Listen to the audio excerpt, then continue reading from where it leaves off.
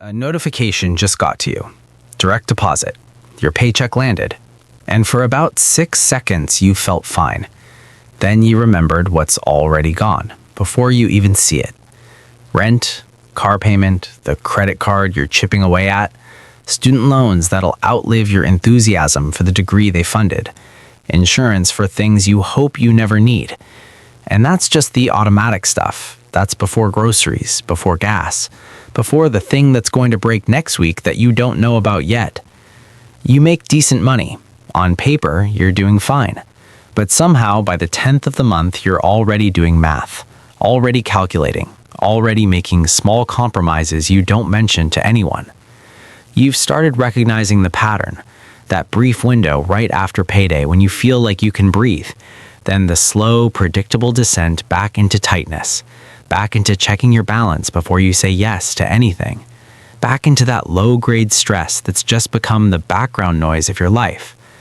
And here's the thing you don't say out loud.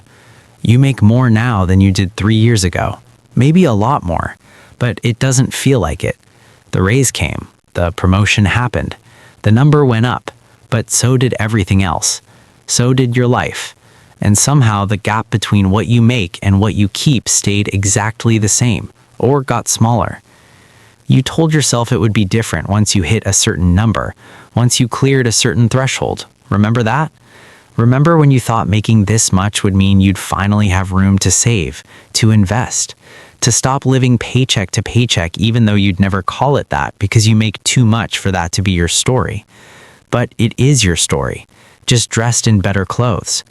You're not broke, you're just never ahead, never building, never making progress that lasts longer than a month. The treadmill just got more expensive. The hamster wheel just got a nicer view.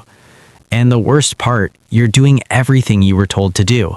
You got the education, you got the job, you show up, you work hard, you're responsible, you pay your bills, you're playing by the rules, and somehow you're still losing.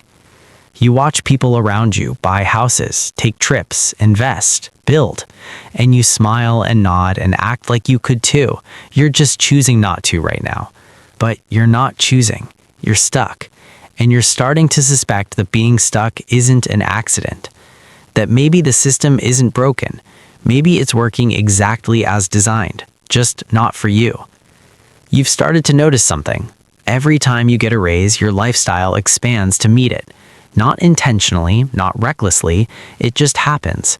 The slightly nicer apartment, the car that's a little newer, eating out a bit more because you can afford it now. Small upgrades that all made sense at the time. Nobody taught you this. Nobody sat you down and explained that the salary trap isn't about how much you make. It's about the gap between earning and keeping. And that gap, it's designed to stay open. The system needs you to spend what you make. Not more, not less, exactly what you make. Because if you started keeping it, if you started building real wealth, you'd stop needing the system. You'd stop being dependent on the next paycheck, the next raise, the next promotion.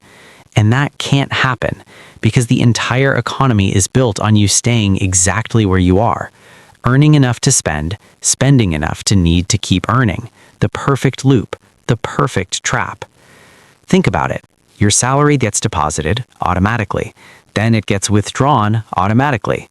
Rent, loans, subscriptions, payments, all automatic. You've automated your own capture. You set up the system that ensures you never accumulate, never break free. You're a high-functioning income generator, and every decision you make, every convenience you choose, every upgrade you justify tightens the loop. But here's what nobody tells you about money. And this is where everything you thought you knew breaks. It's not about the amount. It's never about the amount. There are people making $40,000 who are building wealth, and people making $200,000 who are drowning. The number isn't the variable. The system you're operating in is. You think the problem is income. It's not. The problem is you're playing employee rules in an owner's game. And employee rules are designed to keep you employed, dependent, predictable.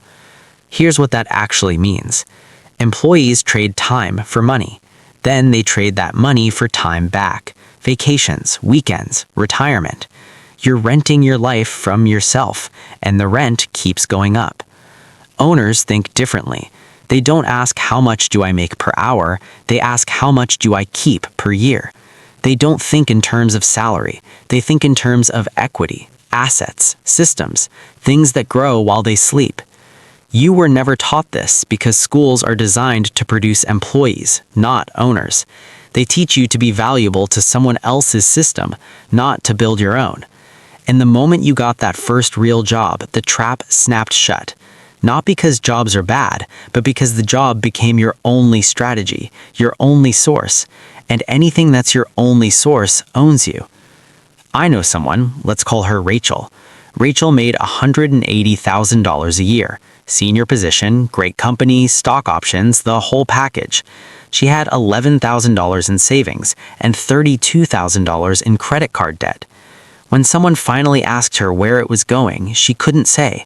There was no boat, no gambling problem, no addiction, just a nice life. A good apartment in a good area, eating at good restaurants, dressing well, traveling twice a year, Ubers instead of Subway, organic groceries, the gym, the subscriptions, the things that made the 70-hour weeks feel worth it. She wasn't being reckless, she was being normal, and normal is the trap. Because here's what happens. Your income sets your baseline, and your baseline determines what feels acceptable, what feels earned, what feels like you're not depriving yourself. And the entire market is designed to fill that gap, to absorb whatever you make. Lifestyle creep isn't a bug, it's a feature. It's how the system keeps you running. You get the raise, you finally get the raise you've been killing yourself for. And what happens? The first thing you do is upgrade something, because you earned it, because you've been waiting, because you can finally afford it. And just like that, the trap resets at a higher level. New baseline, new normal, same gap. This is why people making $300,000 feel broke. Not because they're stupid, because the game is rigged to scale with your income. There's always a next level of nice, always a next upgrade, always a reasonable next step, and none of them set you free. Here's the shift, the one that changes everything. Money isn't a tool for buying comfort. It's a tool for buying options. Every dollar you spend is a door you close. Every dollar you keep is a door that stays open. And most people spend their entire lives closing doors without realizing that's what they're doing. You think you're buying a car. You're not. You're buying a payment, a commitment, a 5-year obligation that will shape every decision you make, every job you can't leave, every risk you can't take. Every month you have to show up to something you might hate because the payment is due.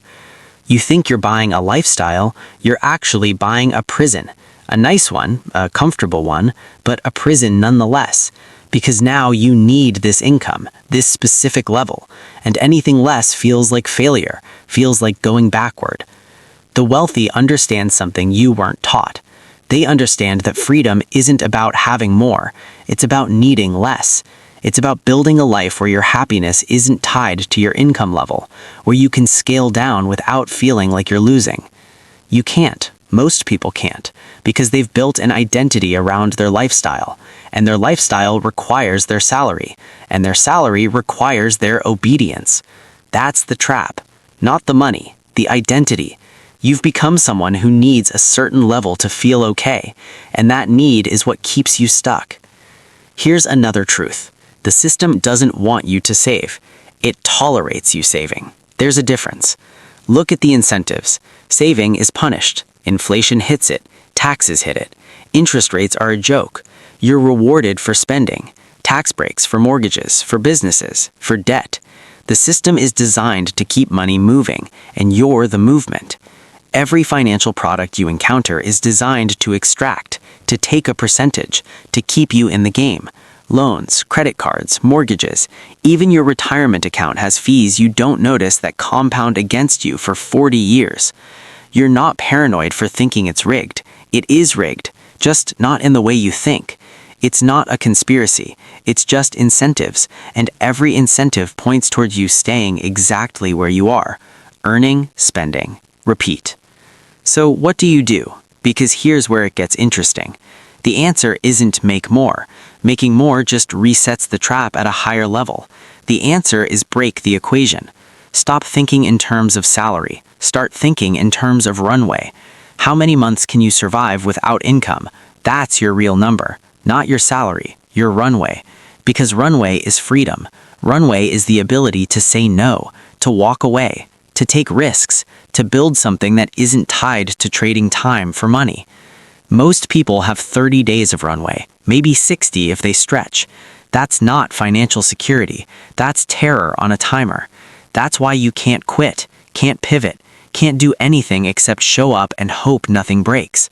The wealthy have years of runway, decades, not because they make more, because they built systems that don't require them. They bought their time back, and once you own your time, you can use it to build things that matter instead of things that pay. Here's how this actually works. You don't need $1 million. You need to cover your expenses without labor. That's the threshold.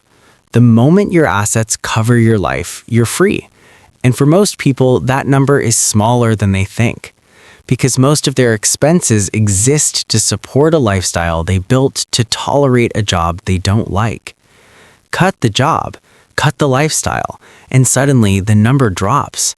Suddenly, $500,000 in index funds throwing off $20,000 a year is enough if you live on 18. You're not rich, but you're free. And free beats rich. But you can't get there from here, not with your current system, because your current system requires you to maintain this lifestyle to justify this job, to afford this lifestyle. It's circular, and the only way out is to break it. That means making a choice, not someday, now. Do you want to be comfortable or free? Because you can't have both. Not yet.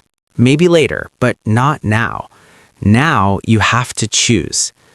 Comfortable means staying, means the salary, the benefits, the predictable path, the slow accumulation that might become something in 30 years if nothing goes wrong. And something always goes wrong. Free means discomfort now, means living below your means even when you don't have to, means saying no to things your income says you can afford, means building assets instead of collecting experiences, means being weird, being cheap, being the person who doesn't upgrade. And that's hard, because you've been told your whole life that you deserve comfort, that self-care means spending, that experiences are what matter. And all of that is true, and none of it sets you free. So you're at a choice point, right now. Keep playing the game you're in and hope it works out. Hope the raises keep coming. Hope you don't get laid off. Hope the economy holds. Hope your health stays good. Hope nothing breaks. Hope retirement is enough. Hope you picked the right plan. Hope. Or break the game. Build runway. Buy your time back. Stop optimizing for salary and start optimizing for options. Stop asking what you can afford and start asking what everything actually costs in freedom. 5 years from now, you'll be 5 years older. That's happening either way. The question is whether you'll be 5 years closer to free or 5 years deeper in the trap. And that's being decided now. Not when you make more, not when things settle down, not when the timing is better. Now. Because the trap doesn't get easier to escape. It gets more comfortable. And comfort is what keeps you there. What do you actually want? Not what you're supposed to want. Not what looks good. What do you want? Because if the answer is freedom, everything has to change. And if the answer is comfort, nothing will. Subscribe now, because the insight in our next episode could be the one that transforms your entire financial future. Don't miss it.